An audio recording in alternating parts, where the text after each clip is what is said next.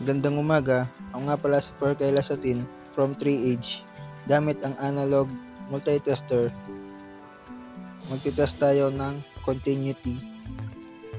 At bago tayo mag-test, set muna natin sa times 1 at i-test muna natin kung ma-under ang ating tester.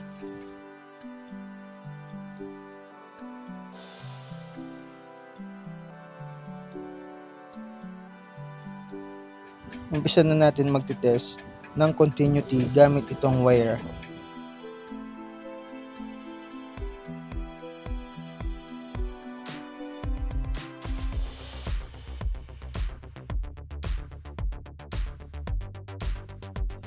Test na natin ang wire kung wala bang putol. Bago natin i-test, siguraduhin munang gumagana ang analog multitester. At dito natin i-test ang wire kung ito ba ay continuity or ito ay short. At makikita sa ating multitester analog na nagre-read siya.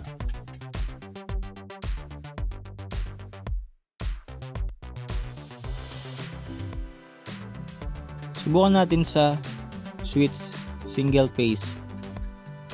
I-test natin ito pag naka-off. Pag naka-off, hindi magre-read sa multitester analog. At hindi nag-read.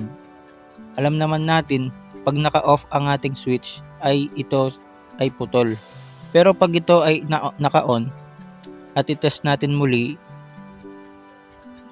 ito ay a-under ang ating analog multitester at magre-read. Ito ay continuity.